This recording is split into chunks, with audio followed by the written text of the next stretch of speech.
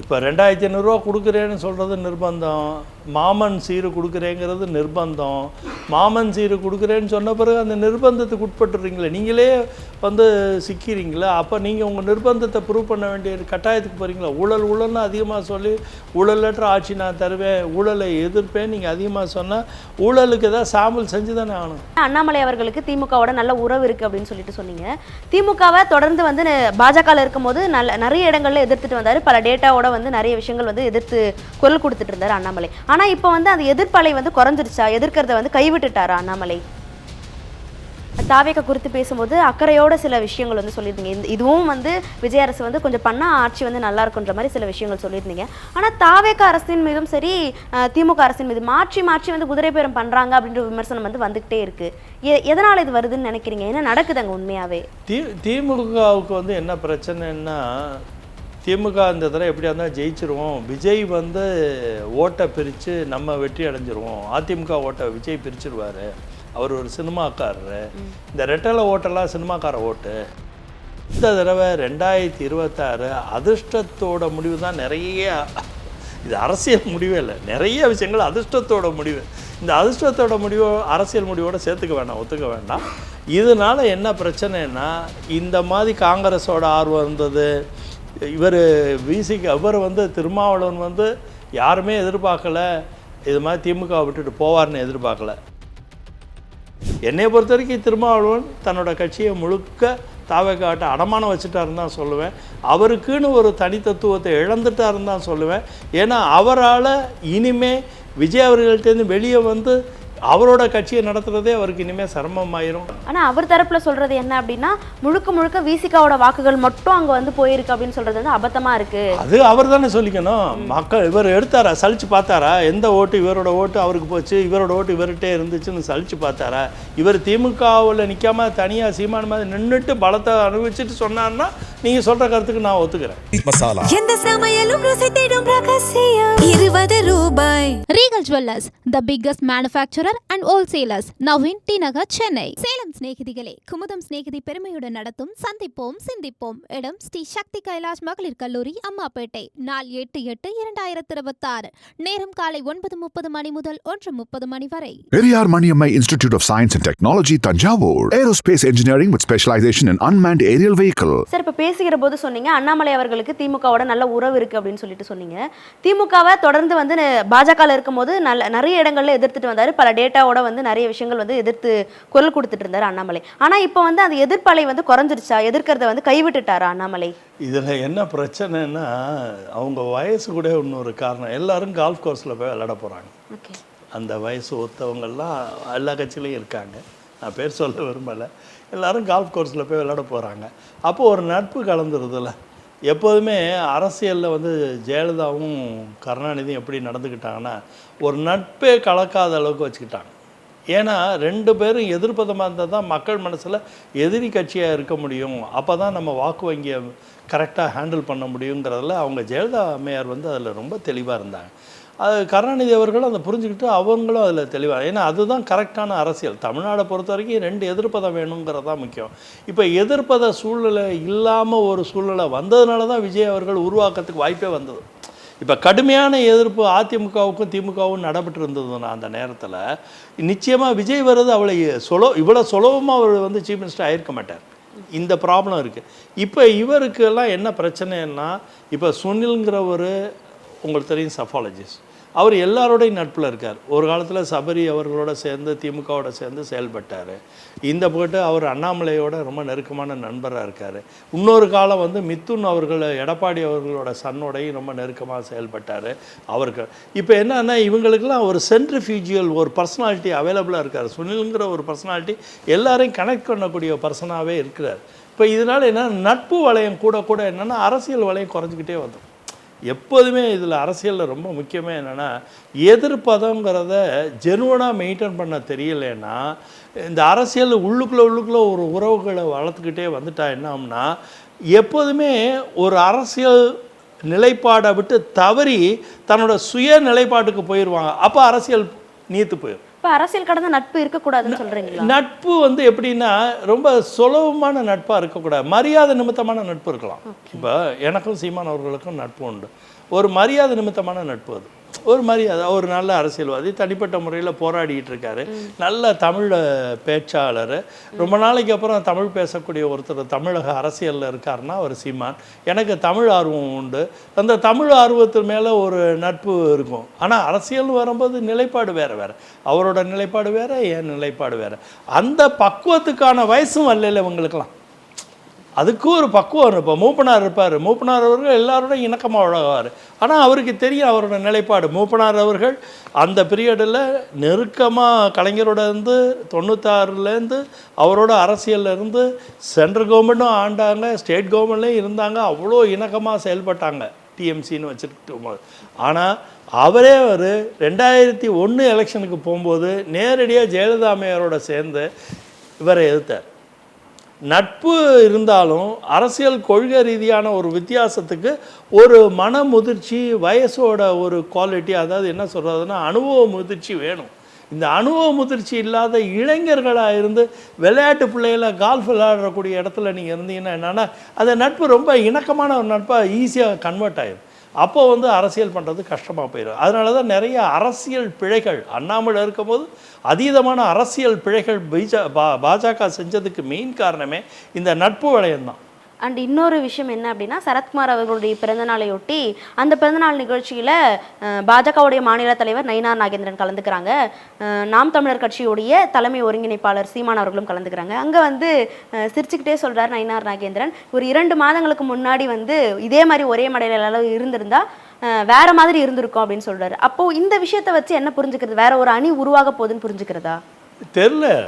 அரசியலுங்கிறது எதுவுமே நிலைத்தன்மையாக இருக்காது, மாறி மாறி மாறி நடக்கிறது தானே அரசியல். அது மாதிரி என்ன வேணாலும் நடக்கலாம், அது மாதிரி எது வேணாலும் செயல்படலாம். சீமான் அவர்கள் வந்து அவர் சரத் அவர்களோட ரொம்ப நெருக்கமான நண்பர். அவர் தன்னோட பிறந்தநாளுக்கு அழைச்சதுனால போனேன்னு என்கிட்ட கூட பேசிக்கிட்டு இருந்தார் அன்றைக்கி. நான் இது மாதிரி போனேன், பேசினேன், பார்த்தேன்னு சொல்லிக்கிட்டு இருந்தாங்க. தெரில இது எப்படி அரசியல் கன்வர்ஷன் நடக்குமாங்கிறது காலம்தான் சொல்லணும். ஏன்னா சீமான் அவர்கள் தன்னோட நிலைப்பாட்டில் என்றைக்குமே தொடர்ந்து நம்மளும் அவரை கவனிச்சுக்கிட்டு வரோம். தனி ஆவர்த்தனம் பண்ணுறதுல தான் ரொம்ப விருப்பமான ஒரு தலைவராக இருக்கார். தனி ஆவர்த்தனை விட்டு ஜுகல்பந்தி பண்ணுவாராங்கிறது அவர் தான் முடிவு எடுக்கணும், நான் எடுக்க முடியாது அந்த முடிவை. Okay sir. சார், அதே மாதிரி தாவேக்கா குறித்து பேசும்போது அக்கறையோட சில விஷயங்கள் வந்து சொல்லியிருந்தீங்க. இதுவும் வந்து விஜய் அரசு வந்து கொஞ்சம் பண்ணால் ஆட்சி வந்து நல்லா இருக்குன்ற மாதிரி சில விஷயங்கள் சொல்லியிருந்தீங்க. ஆனால் தாவேக்கா அரசின் மீதும் சரி திமுக அரசின் மீது மாற்றி மாற்றி வந்து குதிரை பேரம் பண்ணுறாங்க அப்படின்ற விமர்சனம் வந்து வந்துக்கிட்டே இருக்குது. எதனால் இது வருதுன்னு நினைக்கிறீங்க? என்ன நடக்குதுங்க உண்மையாகவே? குதிரை பேரம் நடந்தால் குதிரை பேரம்னு பேச தானே செய்வாங்க. ஏன்னா இப்போ ஒரு பெரிய பின்னடைவு தாவகவுக்கு அவர் விஜய் அவர்களோட அமைப்புக்கு என்ன ஒரு பெரிய பின்னடைவுன்னா, அவருக்கு அதிக பெரும்பான்மை இல்லை. அது அவரை பொறுத்த வரைக்கும் அன்ஃபார்ச்சுனேட். ஸோ அது ஃபில் இன் த பிளாங்க்ஸ் பண்ணி ஆனவர் என்ன பண்ணுறது. ஸோ அதுக்கு 4 பேரை கூப்பிட்டு சேர்க்கணுங்கிற நிலமை வரும்போது அந்த மாதிரி ஒரு கூட்டணி அமைச்சு அரசியலில் வேற ஃபஸ்ட் டைம் வந்து தமிழ்நாட்டில் கூட்டணி ஆட்சி அமைச்சிட்டாரு. கூட்டணி ஆட்சி அமைக்கிறதுனாவே அந்த குதிரை பேரங்கிற சத்தம் வர ஆரம்பிச்சிடும். ஏன்னா வெறுமனை வந்து சப்போர்ட் மட்டும் வாங்கிட்டு அவங்களுக்கு அமைச்சரவையில் இடம் கொடுக்காமல் இருந்தால் கூட இந்த குதிரை பேரம் வந்துடாது. இந்த அமைச்சரவைங்கிற விஷயமே தமிழ்நாடை பொறுத்த வரைக்கும் எப்படி ஆயிடுச்சுன்னா, ஒரு 60 ஆண்டுகளாக நிறைய லஞ்ச லாவணியம் நடந்ததுனால அமைச்சர்கள் ஆனாவே ஏதோ ஒரு லாபத்துக்கு தான் ஆறாங்கிற ஒரு பார்வை மக்கள் மனசுலேயே ரொம்ப ஆழமாக பதிஞ்சிருச்சு. அதனால தான் குதிரை பேரங்கிற சத்தம் பெருசாக ஒழிச்சிருச்சு. அது மேலே பெரும்பதி மக்களுக்கு அது மாதிரி நடந்திருக்க வாய்ப்பு உண்டுங்கிறது தான் நிறைய பேர் என்னோட பகிர்ந்துக்கிறாங்க. ஸோ இதை வந்து ஒரு டிக்லிஷ் இஷ்யூ, ஏன்னா இவருக்கு அதிக பெரும்பான்மை இல்லாதனால வந்த சூழ்நிலை அவருக்கு. ஆனால் அதை எடுத்துகிட்டு போன முறையில் வந்து அனுபவமின்மை வந்து நல்லா வெளிப்பட்டுச்சு. ஒரு அரசியல்வாதி, ஆமாம், அவங்களோட கட்சியோட அமைப்பு ரீதியாக அவங்கள சார்ந்தவங்க, விஜய் அவர்களோட அரசியல் அமைப்பில் சார்ந்தவங்களோட அனுபவமின்மை நிறைய வெளிப்பட்டது தான் இந்த குதிரை பேரங்கிற பேச்சு பொருளானது காரணம். திமுகவிலும் கூட அந்த விஷயம் வருதுங்களே சார். திமுகவுக்கு வந்து என்ன பிரச்சனைன்னா, திமுக இந்த தடவை எப்படியா இருந்தால் ஜெயிச்சிருவோம், விஜய் வந்து ஓட்டை பிரித்து நம்ம வெற்றி அடைஞ்சிருவோம், அதிமுக ஓட்டை விஜய் பிரிச்சிருவார், அவர் ஒரு சினிமாக்காரரு, இந்த ரெட்டலை ஓட்டெல்லாம் சினிமாக்கார ஓட்டு, இது பிரிஞ்சு போயிடும், பிரிஞ்சிட்டா நம்ம வெற்றி அடைஞ்சிருவோன்னு ஒரு ஒரு ஒரு மாதிரி ஒரு மமதையில் தான் திமுக இந்த எலெக்ஷனே சந்திச்சாங்க. அந்த மமதையில் மண் விழுந்தோன்னே என்ன பண்ணுறதுன்னு தெரியாமல் இந்த மாதிரி வேலையெல்லாம் போயிட்டாங்க. ஆனால் அந்த வேலை எடுபடாதுங்கிறது எல்லாருக்குமே தெரியும். ஏன்னா உங்கள்கிட்ட வந்து ஒரு 90 சீட்டுக்கு மேலே இருந்தால் கூட நீங்கள் இந்த முயற்சி வந்து பலன் அடைச்சிருக்கும். நீங்கள் 70க்கு கம்மியாக வச்சுக்கிட்டு நீங்கள் அதை போட்டி போடுறதுல சிரமம். ரெண்டாவது வந்து உங்களோட கூட்டணி அமைச்சு ஜெயித்தவங்க எல்லாருமே உங்களோட அரசியலுக்கு முன்னாலே பிரிஞ்சு போகணுங்கிற ஆர்வத்தில் இருந்தது காங்கிரஸ் முதல் எடுத்துக்காட்டு. காங்கிரஸ் வந்து எலெக்ஷனுக்கு முன்னாலே இவங்களோட போகணுங்கிறது ரொம்ப, அதனால தான் இப்போ அவரோட ஸ்டேட் பிரசிடெண்ட் ஆனவரோட பெரிய வெற்றியே என்னென்னா அதில் அதிகமாக அவர் தான் குரல் கொடுத்தது. அதோட வெற்றி தான் இன்றைக்கி அதோட லாபம். அவருக்கு வந்த லாபம் என்னன்னா, மாணிக் தாக்கூருக்கு கிடைச்ச லாபமே எலெக்ஷனுக்கு முன்னாலே விஜயோட போகணுங்கிறதுல ரொம்ப பிடிவாதமாக இருந்தார். அவர் நினச்சது அவர் வந்து அடைஞ்சிட்டாருன்னு நினச்சது அதிர்ஷ்டம். இந்த தடவை 2026 அதிர்ஷ்டத்தோட முடிவு தான். நிறைய இது அரசியல் முடிவே இல்லை, நிறைய விஷயங்கள் அதிர்ஷ்டத்தோட முடிவு. இந்த அதிர்ஷ்டத்தோட முடிவு அரசியல் முடிவோட சேர்த்துக்க வேண்டாம், ஒத்துக்க வேண்டாம். இதனால் என்ன பிரச்சனைன்னா, இந்த மாதிரி காங்கிரஸோட ஆர்வம் இருந்தது. இவர் இவர் வந்து திருமாவளவன் வந்து யாருமே எதிர்பார்க்கல, இது மாதிரி திமுக விட்டுட்டு போவார்னு எதிர்பார்க்கல, நானே எதிர்பார்க்கல. ஏன் எதிர்பார்க்கலைன்னா, திருமாவளவனோட மொத்த வாக்கு வங்கியுமே விஜய் வாக்கு வங்கியாக மாறிடுச்சு. மொத்தமுமே போயிடுச்சு, அப்படின்னு மேஜர் போயிடுச்சு. தலித்து ஓட்டு வங்கி வந்து அவரோட கண்ட்ரோலில் இருந்த பெரும்பகுதி ஓட்டு அது விஜயை நோக்கி போயிடுச்சு. இவருக்கு வாக்கு வங்கியே இல்லைங்கிற ஒரு நிலைப்பாடில் இவர் எப்படியோ திமுகவோட சப்போர்ட்டில் வெற்றி அடைஞ்சார். திமுகவோட சப்போர்ட்டில் வெற்றி அடைஞ்சு கொஞ்சம் கூட நன்றியோடு அங்கே செயல்பட்டுருக்கலான்னு அவர் பொறுத்து இருந்தால் கூட இந்த அரசியல் வியூகங்கள் வேறு மாதிரி மாறுறதுக்கு வாய்ப்பு இருந்திருக்கும். ஆனால் அதுலேயும் அவருக்கு நிதானம் இல்லாமல் தான் குயிக்காக ஒரு டிசிஷன் எடுத்துகிட்டு விறுவிறுன்னு அவர் போனார். அதுக்கு என்ன பண்ணார், கம்யூனிசம் முடிவு எடுத்தார், நான் முடிவு எடுப்பேன்னு சொன்னார். கம்யூனிசத்தை ஆல்ரெடியே முடிவு எடுத்துட்டாங்கங்கிறது இவர் தெரிஞ்சு வச்சுக்கிட்டு, இவர் உட்காந்தா நான் உட்காருவேன், இவர் சினிமாவுக்கு டிக்கெட் எடுத்தால் நான் சினிமா போய் பார்ப்பேங்கிற கதையாக கம்யூனிசத்தை போய் ஒப்புக்கு வச்சுக்கிட்டார். ஆனால் இவரோட முடிவு தான் அதில் பெரும்பகுதி முடிவு. அதாவது இந்த தடவை வந்து இது இயல்பில் நடந்த கூட்டணியோ இயல்பில் நடந்த அரசாங்கமோ இல்லை, ஒரு நிர்பந்தத்திலையும் தேவையும் அனுசரிக்கக்கூடிய அரசாங்கம் தான் இப்போ அமைஞ்சிருக்கு. இதில் வந்து எப்படியோ நடத்திக்கிட்டு இருக்காங்க, இந்த அரசாங்கத்தை எப்படியோ வழி நடத்திக்கிட்டு இருக்காங்க. ஏன்னா இவங்க எல்லாருக்கும் ஒரு ஃபியர் இருக்குது, அவரோட பாப்புலாரிட்டி ஃபியர் இவங்க எல்லாருக்குமே இருக்குது. ஏன்னா அந்த பாப்புலாரிட்டியை மீறி நம்ம ஒன்றும் செயல்பட முடியாதுங்கிற ஒரு பயம் இருக்குது. என்னை பொறுத்த வரைக்கும் திருமாவளவன் தன்னோட கட்சியை முழுக்க தாவேக்காட்ட அடமானம் வச்சுட்டாருன்னு தான் சொல்லுவேன். அவருக்குன்னு ஒரு தனித்தத்துவத்தை இழந்துட்டாருன்னு தான் சொல்லுவேன். ஏன்னா அவரால் இனிமே விஜய் அவர்கள்ட்டேருந்து வெளியே வந்து அவரோட கட்சியை நடத்துகிறதே அவருக்கு இனிமேல் சிரமமாயிரும். ஏன்னா அந்த வாக்கு வங்கி எப்போதுமே சினிமா ரசிகர்களோட வாக்கு வங்கி, சினிமா ரசிகர்கள் அதிகமாக இருக்கிறதே அந்த சார்ந்த மக்கள் தான். அந்த சார்ந்த மக்களோட வாக்கு வங்கி இவர் விளையாட்டாக இழந்துட்டு தன்னை ஒரு அரசியல்லேருந்து பின்னடைஞ்சிட்டாருங்கிறது தான் என்னோடய கவலை. அவர் மட்டும் திமுகவில் தொடர்ந்து இருந்திருந்தார்னா ஓரளவுக்கு அவரோட வாக்கு வங்கியை அவர் வந்து தன்னோட சமுதாயத்துக்காண்டி, தன்னோட உணர்வுக்காண்டி, தன்னோட கொள்கைக்காண்டி பாதுகாத்திருக்கக்கூடிய வாய்ப்பு உண்டுங்கிறது தான் என்னோட சித்தாந்தம். ஆனால் அவர் தரப்பில் சொல்கிறது என்ன அப்படின்னா, முழுக்க முழுக்க விசிகாவோட வாக்குகள் மட்டும் அங்கே வந்து போயிருக்கு அப்படின்னு சொல்கிறது வந்து அபத்தமாக இருக்குது. அது அவர் தானே சொல்லிக்கணும். மக்கள் இவர் எடுத்தாரா, சலிச்சு பார்த்தாரா, எந்த ஓட்டு இவரோட ஓட்டு அவருக்கு போச்சு, இவரோட ஓட்டு இவர்கிட்டே இருந்துச்சுன்னு சலிச்சு பார்த்தாரா? இவர் திமுகவில் நிற்காம தனியாக சீமான் மாதிரி நின்றுட்டு பலத்தை அனுபவிச்சுட்டு சொன்னார்னா நீங்கள் சொல்கிற கருத்துக்கு நான் ஒத்துக்கிறேன். இவர் சீமான் மாதிரி தனியாக நிற்க சொல்லுங்கள், தனியாக நின்று தன்னோட வாக்கு சதவீதம் இதுதான் ப்ரூவ் பண்ண சொல்லுங்கள். ப்ரூவ் பண்ணிவிட்டு இதெல்லாம் பேசினார்னா நான் நம்புவேன். ஆக மொத்தம் பாவம் திருமாவளவன் அவர்களோட எடுத்த முடிவு வந்து ஃப்யூச்சரில் அவரோட அரசியலில் மிகப்பெரிய பின்னடைவுக்கு போயிடும். ஏன்னா அந்த ஓட்டு வந்து அந்த வாக்கு வந்து விஜயோட வசீகரத்துக்கு போயிடுச்சுங்கிறது தான் உண்மை நிலைப்பாடு. Okay sir. இன்னொரு கேள்வி என்ன அப்படின்னா, தாவேகா ஆட்சி அமைஞ்சிச்சு. அமைந்ததுக்கு அப்புறம் தொடர்ந்து அவர்களுடைய நடவடிக்கை எப்படி இருக்கு அப்படின்னா, திமுக நிர்வாகிகள், திமுக முன்னாள் அமைச்சர்கள் மீது இருக்கக்கூடிய வழக்குகள்ல தீவிரம் காட்டுறதை பார்க்க முடியுது. இது பழிவாங்கும் நோக்கத்துக்கு பண்றாங்களான்ற ஒரு கேள்வியும் வருது. நிறைய சொல்லிட்டாங்கல்ல, ஊழல் ஊழல்ங்கிற வார்த்தையை ரொம்ப ஊதுகுழல் வச்சு பெருசாக சவுண்டு விட்டாங்கல்ல, ட்ரம்பட் வாசிச்சிட்டாங்கல்ல. ஊழல்ங்கிறது அதிகமாக நீங்கள் சொல்லிட்டா அது ஊழல்ங்கிறத ப்ரூவ் பண்ண சாம்பிள் பண்ணி தானே ஆகணும். ஒரு இது அரசியல் நிர்பந்தத்துக்கு போய் சிக்கிட்டாங்கல்ல.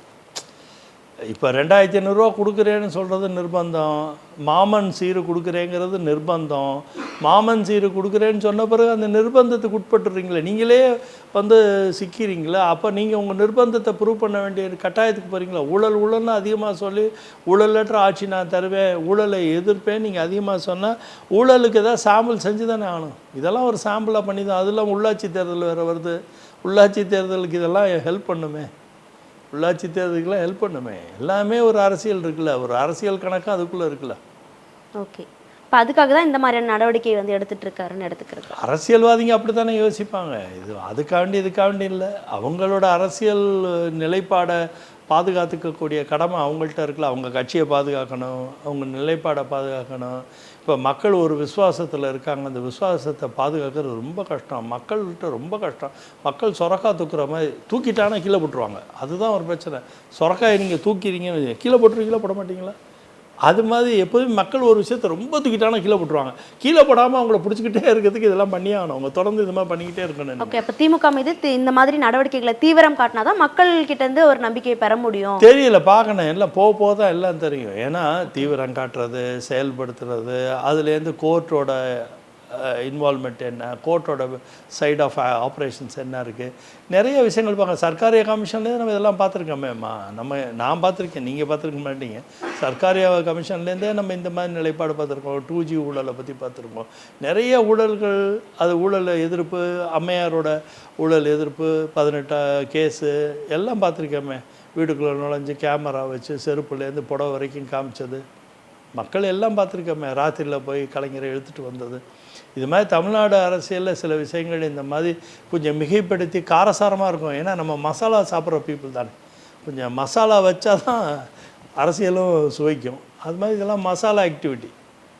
இதனால் மக்களுக்கு என்ன லாபம்னு எனக்கு தெரியாது. ஏன்னா மக்களை பொறுத்த வரைக்கும் என்னோட ஒரே வேண்டுதல் வந்து விஜய் அவர்களுக்கு, அவர் இளைஞராகவும், அதாவது ஒரு மிட் ஏஜில் இருந்துட்டு ஒரு நல்ல ஒரு அமைப்பில் கடவுள் புண்ணியத்தில் ஒரு இவ்வளோ பெரிய பதவி அவர் கிடச்சிருக்கு. ஒரு வித்தியாசமான அரசாங்கத்தை அவர் கொடுத்துட்டாருன்னா இட்ஸ் வெரி நைஸ். ஏன்னா அவருக்கு God has given lot of blessing. இவ்வளோ பெரிய பிளெஸிங்கில் தான் இப்படிப்பட்ட மிகப்பெரிய அரசியல் அமைப்பில் இருக்க திமுகவும் அதிமுகவை தோக்கடிச்சு தன்னை சீஃப் மினிஸ்டர் ஆகி வந்தோம், ஜெயித்தோம், உட்காந்தோங்கிற ஸ்டைலில் பண்ணிட்டார். ஆனால் அதை நிலைநிறுத்திக்கணும்னா அவரோட மக்களோட அணுகுமுறை என்ன மாதிரி செய்ய போகிறாரு, மக்களுக்கு எப்படி வாழ்வாதார சிறக்க வைக்க போகிறாரு, தமிழ்நாடு ஏழை மக்களோட பிரச்சனை என்ன, அது இல்லாமல் வேலைவாய்ப்போட அமைப்பு என்ன, இண்டஸ்ட்ரீஸ்லாம் எந்த மாதிரி எடுத்துகிட்டு வர போகிறாரு, கவர்மெண்ட்டோட அரசாங்கத்தெல்லாம் எப்படி வரும். இப்போ பரந்தூர் ஏர்போர்ட்டை பற்றி கூட நான் வந்து ஒரு ரீசெண்டாக ஒரு இதில் கட்டுரை எழுதியிருந்தேன். அதே மாதிரி 29% இருக்க வேட் டேக்ஸ்டு பெட்ரோலியத்தில், இதில் எரிபொருளில், விமான எரிபொருளில் இருக்கிறதெல்லாம் பண்ணியிருந்தேன். இது மாதிரி சின்ன சின்ன விஷயங்கள்லாம் அது பார்க்க சின்ன விஷயமா இருக்கும், ஆனால் அதில் தான் பெரிய வளர்ச்சி இருக்கும். இந்த வளர்ச்சியை நோக்கி சின்ன சின்ன விஷயங்களை அவர் கரெக்ஷன் பண்ண போனார்னா வெரி குட். ஏன்னா அவர் ஹீஸ் அ குட் லேர்னர். ஏன்னா சினிமாவுக்கு வரும்போது டான்ஸ் தெரியாது, ஆனால் one of the best dancer ஆகிட்டார். நடிக்கிறார், நல்லா நடிக்கிறார், எல்லாமே ஓவர் த பீரியட் கற்றுக்கிட்டு வந்தவர் தான். Is a good learner. So daily ஆஃபீஸ்க்கு போகிறாரு, லேர்ன் பண்ணுறாரு, எல்லாரையும் சந்திக்கிறாரு, எல்லா இடத்துக்கும் போகிறாரு. இதெல்லாம் எனக்கு ஒரு நம்பிக்கையை கொடுக்குது. அது செயல்பாடோட இதெல்லாம் நம்பிக்கை கொடுக்குது. புள்ள உட்காந்து படிச்சுக்கிட்டு இருக்கும்போது நல்லா படிக்கிறான்னு நம்ம சொல்லுவோம். ரிசல்ட் வந்தால் தான் தெரியும் அது என்ன மார்க் எடுத்தாருன்னா, நல்லா படித்தானா படிக்கலையான்னு தெரியும். அது மாதிரி பார்ப்போம். We have to give some time for Vijay அவர்களுக்கு. நம்ம நேரம் கொடுக்கணும், கொஞ்சம் நேரம் கொடுப்போம், நம்ம காத்திருப்போம். அவர் நல்லது செய்வார்னு பாசிட்டிவாக நினைப்போம். நம்ம சமுதாயம், நம்ம தமிழ் மக்களை ஆள்றவர் நல்லது செய்யணும்னு நினைக்கிறதுல நம்ம ஒன்றும் குறையில்லை. நான் கட்சி மாதிரி இருந்தால் கூட ஒரு அரசாங்கத்தை செயல்படுத்துகிறவர் நல்லது செய்யட்டும்னு நினைக்கிறதுல ஒரு பாசிட்டிவ், ஒரு நேர்மறை எண்ணத்தில் ஒரு அரசியல்வாதி இருக்கிறதுல ஒரு தப்பும் கிடையாதுங்கிறது தான் என்னோட நிலைப்பாடு. கண்டிப்பாக சார். அண்ட் அதே மாதிரி பேசிகிட்டு இருக்கும்போது சொன்னீங்க, ஒருவேளை NDA கூட்டணி ஆட்சியாக எடப்பாடி அவர்கள் ஆட்சி அமைச்சிருந்தா சிறப்பாக இருந்திருக்கும் அப்படின்னு சொன்னீங்க. ஆனால் தமிழ்நாட்டில் இன்றைக்கு அதிமுகவினுடைய நிலைமை சரிஞ்சிட்டு வரும்போது பாஜக மௌனம் காக்கிறது ஏன் அப்படின்ற ஒரு கேள்வி இருக்குது. இருக்குல்ல? பாஜக தான் நான் சொல்லிட்டேனேம்மா, அது ஒரு 2000 கிலோமீட்டர் தள்ளி இருக்கோம் ஒன்று. ரெண்டாவது வந்து பாஜகவை எப்படி யோசிப்பாங்கன்னு நானாக சொல்கிறேன், என் சைட்லன்னு சொல்கிறேன், அது கட்சியோட நிலைப்பாடான்னு தெரியாது எனக்கு. பாஜக வந்து அங்கே இருக்கவங்க மேலே, இந்த அரசியலமைப்பில் இருக்கவங்க எல்லாருமே தனிப்பட்ட முறையில் போய் அமித்ஷா அவர்களை சந்திக்கிறாங்க. ஒவ்வொருத்தவங்க ஒவ்வொரு கருத்துக்களை அங்கே பதிவு பண்ணிட்டு வராங்க. அதாவது அதிமுக தரப்பில் பார்த்தீங்கன்னா அவங்க தங்கமணி அவர்கள், வேலுமணி அவர்கள், ஈவன் சிவி சண்முகம் அவர்கள், இவங்கெல்லாம் போய் தனிப்பட்ட முறையில் ஒரு மாதிரி ரிலேஷன்ஷிப் பண்ணி பேசி சொல்கிறாங்க. ஒவ்வொருத்தவங்க ஒவ்வொரு நிலைப்பாடு, ஒவ்வொரு விவரங்களை சொல்லும்போது நம்ம வந்து இப்போ நம்ம அண்ணன் தம்பியாக பிறந்திருந்தா கூட நம்ம தம்பியோட குடும்பத்தில் ஒரு பிரச்சனை நடக்கும்போது அவங்க கூப்பிட்டு வந்து எங்களுக்கு இந்த பிரச்சனை இருக்குது, நீங்கள் கொஞ்சம் தலையிட்டு சரி பண்ணுங்கன்னா தான் பண்ணுவோம். நம்மளாக உள்ளே போந்து சொல்ல முடியாது. சொந்த குடும்பம் தான், நம்ம ஒரே குடும்பம், ஒரு தாய் பிள்ளைங்களாக தான் நம்ம இருப்போம். ஆனால் அவங்க குடும்பத்தில் இப்போ கலைஞர் குடும்பத்தில் நம்ம பார்த்துருக்கோம், அவங்க குடும்பத்தில் அண்ணன் தம்பிக்குள்ளே எவ்வளோ பிரச்சனைகள் வரும்போது அவங்களா வந்து எனக்கு இந்த இது வேணும்னு கேட்கணும். இப்போ எடப்பாடி அவர்களே போய் அமித்ஷா அவர்கள்ட்ட உட்காந்து இந்த மாதிரி சூழ்நிலைகள் இருக்குதுன்னு பேசுனா அவங்க வந்து அடிக்கும் ஏதாவது சொல்கிறதுக்கு வாய்ப்பு இருக்குது. எப்போதுமே இன்னொருத்தவங்களோட பிரச்சனையில் அரசியல் கட்சி தலையிட மாட்டாங்க. ஏன்னா அது அவங்க கட்சி பிரச்சனை. அந்த கட்சிக்கு தலைவர்னு ஒருத்தர் இருக்கும்போது நம்ம தலையிடுறது நியாயமாக இருக்காதுன்னு தான் ஒரு பார்வை இருக்கும். ஆனால் டெல்லிக்கு தொடர்ந்து போனார், கார் போனார். அதெல்லாம் முன்னால், அதெல்லாம் எலெக்ஷன் முன்னால். இப்போ இந்த எலெக்ஷன் ரிசல்ட்டுக்கு அப்புறம் தானே இந்த டிஸ்இன்டகிரேஷன். இவ்வளோ பேர் கட்சியை விட்டு போகிறது, இவரை எதுக்குறது, ஃப்ளோர்லேயே இவருக்கு எகென்ஸ்டாக ஓட்டு போடுறது, இதெல்லாம் இப்போ நடந்தது ஆஃப்டர் எலெக்ஷனுக்கு அப்புறம் எனக்கு தெரிஞ்சு எடப்பாடி பார்த்தாரான்னு தெரில, அமித்ஷாஜியை பார்த்தாரான்னு தெரில. அது மாதிரி போய் எங்கள் கட்சியில் இவ்வளோ பெரிய இடர்பாடு இருக்குது, நீங்கள் எங்களுக்கு ஏதாச்சும் இந்த விதத்தில் உதவி செய்யணும்னு சொன்னால் அப்போ அது என்ன பண்ணணும், ஏது பண்ணணும். ஏன்னா ஒரு கட்சி வந்து இவ்வளோ பெரிய கட்சி, அதுவும் ரெட்டலை மாதிரி ஒரு முக்கியமான சிம்பலை தாங்கி இருக்கக்கூடிய ஒரு கட்சி, எம்ஜிஆர் ஜெயலலிதா உருவாக்கின ஒரு கட்சியை வந்து நிர்குலையை விடக்கூடாதுங்கிற ஒரு சராசரி மனிதனோட மனசுலேருந்து கூட அவங்க செயல்பட்டு இது ஏதாவது சரி பண்ண வாய்ப்பு இருந்தால் சரி பண்ணுறதுக்கான முயற்சி பண்ணுவாங்க. ஆனால் இவங்க போய் கேட்கவே இல்லை. கேட்காம எப்படி செய்யும்? இவர் கேட்கணும்ல. இது வரைக்கும் எடப்பாடி போய் கேட்டாரான்னு எனக்கு தெரியல. கேட்காத போது அவங்க எப்படி வருவாங்க? வழிக்க போய் உதவி செஞ்சால் பிரச்சனை கூடிரும். அப்போ ஒருவேளை எடப்பாடி அவர்கள் கேட்டால் இந்த கட்சி தீர்வு கிடைக்கும். கண்டிப்பாக கேட்டு அது என்ன கேட்குறாருங்கிற கேள்வி இருக்குது, அவர் என்ன உதவி நாடுறாருன்னு இருக்குது, அந்த உதவியை எங்களால் செய்ய முடியுமான ஒரு சூழ்நிலை இருக்குது. இது எல்லாமே ஒன்றா போகுமா? இது வந்து ரோட்டில் வந்து ஒருத்தர் ஆக்சிடெண்ட் ஆகி கிடக்கிறாருன்னா 4 பேர் உதவி செய்கிற மாடல் கிடையாது. இது ஒருத்தர் அடிபட்டு கிடக்கிறாருன்னா நீங்கள் ஓடுவீங்க, நானும் ஓடுவேன், எல்லோரும் வந்து முதலுதவி கொடுத்து அவர் எப்படியாவது பாதுகாத்து இது அந்த மாதிரி ஒரு சூழல் இல்லை. இது வந்து தனிப்பட்ட ஒரு கட்சியோட தனிப்பட்ட தலைமைக்கு கீழே இருக்கக்கூடிய ஒரு பிரச்சனையை இன்னொரு தலைவர்கள் எப்படி தலையிட முடியும்? இந்த கட்சியோட எங்களுக்கு வெறும் கூட்டணி உறவு தானே இருக்க ஒழிய நாங்கள் எங்கள் கட்சி இல்லை. அது வந்து எங்கள் கட்சியாக என்ன? எங்கள் கட்சி கிடையாது, ஒரு தனி கட்சி. நாங்கள் ஒரு கூட்டணி உறவில் இருக்கோம். அந்த கூட்டணி உறவோட நம்பிக்கையில் அவர் வந்து எங்களோட உதவி கேட்டால் நிச்சயம் செய்வாங்க, செய்ய மாட்டோம். எந்த சமையலும் ருசி தேடும் ரகசியம் 20 ரூபாய். Regal jewellers, the biggest manufacturer and wholesalers, now in T Nagar, Chennai. Salem சிநேகிதிகளே, குமுதம் சிநேகிதி பெருமையுடன் நடத்தும் சந்திப்போம் சிந்திப்போம். இடம் ஸ்ரீ சக்தி கைலாஷ் மகளிர் கல்லூரி, அம்மாப்பேட்டை. நாள் 8/8/2026. நேரம் காலை 9:30 மணி முதல் 1:30 மணி வரை. Periyar Maniammai Institute of Science and Technology, Tanjavur. Aerospace engineering with specialization in unmanned aerial vehicle.